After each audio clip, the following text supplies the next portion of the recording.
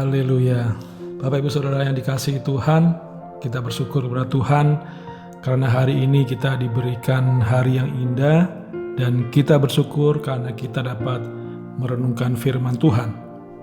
Kita akan membaca kitab Keluaran pasal 3 ayat 10. Jadi sekarang pergilah, aku mengutus engkau kepada Firaun untuk membawa umatku orang Israel keluar dari Mesir. Haleluya. Bapak Ibu Saudara yang dikasihi Tuhan, sejak Musa membunuh orang Mesir yang menganiaya seorang laki-laki sebangsanya, Musa melarikan diri ke tanah Median. Impian untuk membela dan membebaskan bangsanya dari perbudakan orang Mesir terkubur sudah. Musa tidak berdaya. Ia tidak dapat berbuat apa-apa menghadapi Firaun yang tentu saja memiliki pengaruh dan kekuatan yang lebih besar dari Musa. Ketakutan terhadap Firaun menghantui Musa sehingga ia memutuskan untuk tinggal di tanah Median dan mengembalakan kambing domba mertuanya Yitro. Dapat dibayangkan seorang yang sudah terbiasa dengan kemewahan istana, orang terpelajar yang disegani, kini menjadi seorang gembala kambing domba. Musa melupakan impiannya karena ia merasa tidak mampu dan tidak mungkin melakukan sesuatu bagi orang-orang sebangsanya. Musa berpikir bahwa ia lebih pantas menjadi gembala kambing domba daripada melibatkan diri dalam urusan-urusan yang terlalu besar baginya.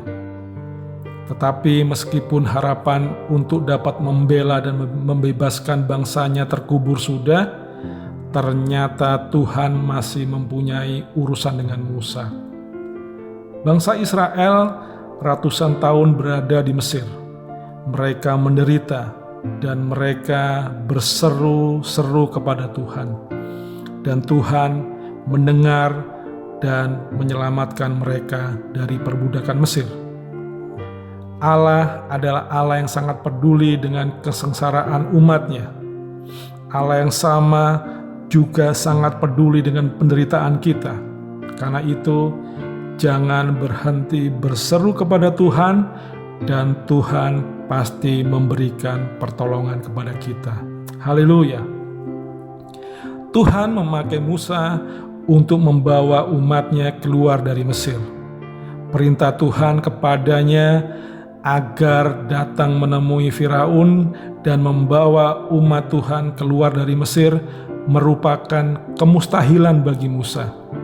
Siapakah aku ini? Ini adalah pertanyaan Musa pertama kali ketika ia mendapatkan penglihatan dahsyat berupa semak yang menyala yang tidak terbakar. Hal ini sangat jauh berbeda dengan sikap Musa ketika ia masih muda. Dulu ketika masih muda, dengan keberanian ia tampil sebagai pembela umat Tuhan. Sekarang Musa merasa tidak ada apa-apanya untuk dapat menjadi pemimpin bagi umat Israel keluar dari Mesir. Di dalam kitab Keluaran pasal 3 ayat yang ke-11 tertulis, "Tetapi Musa berkata kepada Allah, 'Siapakah aku ini? Maka aku yang akan menghadap Firaun dan membawa orang Israel keluar dari Mesir.' Dan 3 kali Musa mengajukan alasan kepada Tuhan dan mengatakan bahwa ia adalah orang yang berat mulut dan berat lidah. Walaupun Musa tidak menyadarinya, Tuhan melihat Musa sudah siap dan waktunya sudah tiba. Musa sudah siap karena Musa tidak lagi bersandar pada kekuatannya sendiri seperti dulu ketika masih muda. Musa juga tidak mengandalkan kepandaiannya yang didapatkannya dari pendidikan tinggi di Mesir. Dan akhirnya Musa melakukan juga apa yang Tuhan perintahkan kepadanya. Dengan penuh perjuangan, akhirnya Musa berhasil membawa bangsa Israel keluar dari tanah perbudakan Mesir. Dengan pertolongan Tuhan, Musa yang tadinya merasa tidak mampu dapat menjadi orang yang hebat, yang dapat mengerjakan perkara yang besar. Kerinduan Musa untuk melakukan sesuatu bagi bangsanya kini menjadi kenyataan.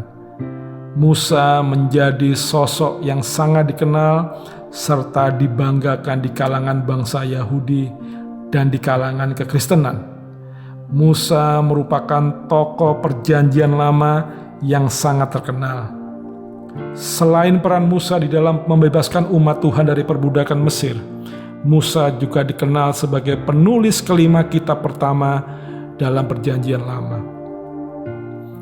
Bapak Ibu saudara yang dikasihi Tuhan, setiap orang pasti pernah mengalami keadaan yang sangat sukar. Ada kalanya hati kita merasa tidak berdaya, di mana iman kita seakan pupus dan kita kehilangan semangat untuk hidup. Jangan terpaku pada masalah yang ada di depan kita, karena itu hanya akan menambah sesak dada kita.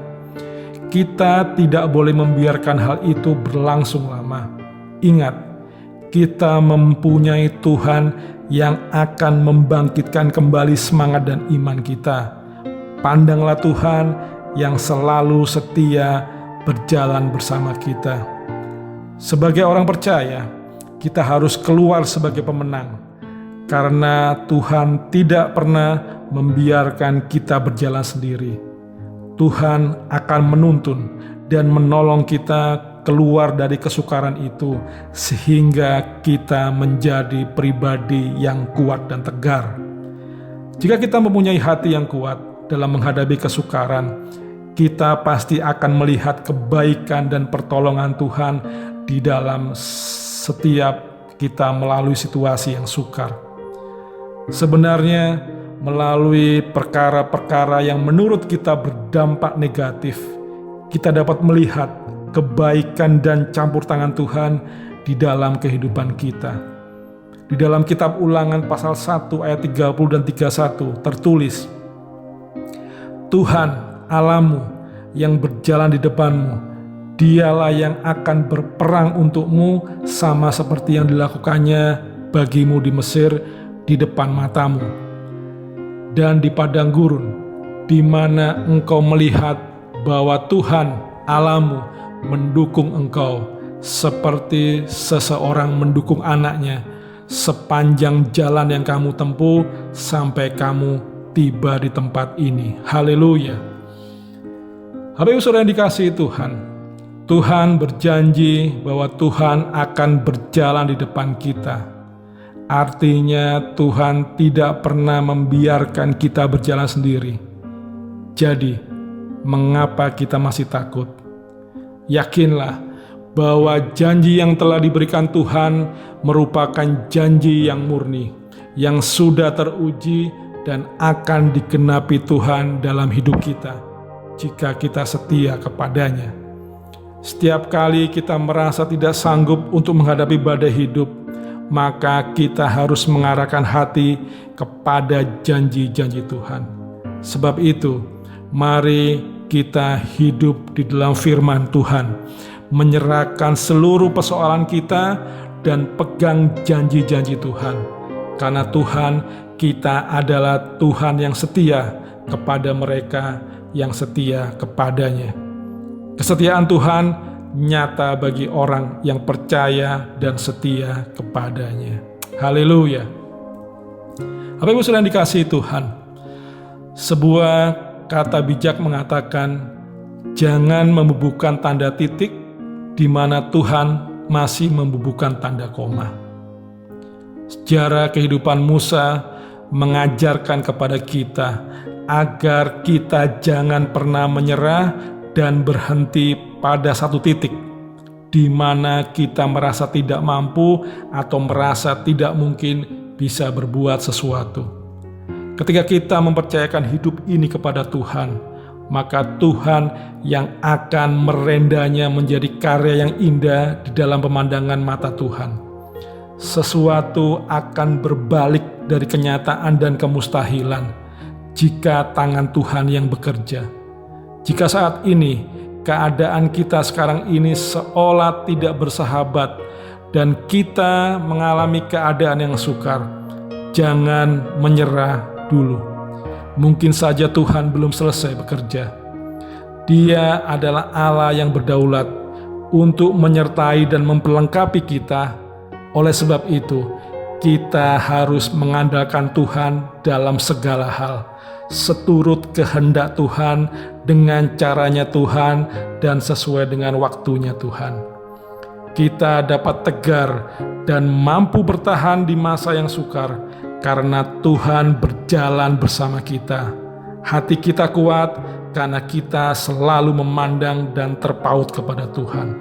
Percaya, masa sukar pasti akan berlalu. Kita yang tegar pasti keluar sebagai pemenang. Haleluya, puji Tuhan. Mari kita berdoa. Bapa dalam surga, kami mengucap syukur untuk firman Tuhan yang boleh kami renungkan. Tuhan, kami percaya pada rencana-Mu yang indah bagi hidup kami. Dalam setiap keadaan, ajar kami bersabar sampai Tuhan menyelesaikan karya Tuhan. Kami bersyukur Tuhan tidak pernah membiarkan kami berjalan sendiri. Tuhan pasti akan berikan kekuatan, menuntun kami dan menolong kami. Tuhan, berkati apa yang kami lakukan pada hari ini, semuanya untuk puji, hormat, dan kemuliaan nama Tuhan. Di dalam nama Tuhan Yesus Kristus, kami sudah berdoa dan mengucap syukur. Haleluya, amin. Tetap semangat, Tuhan Yesus memberkati.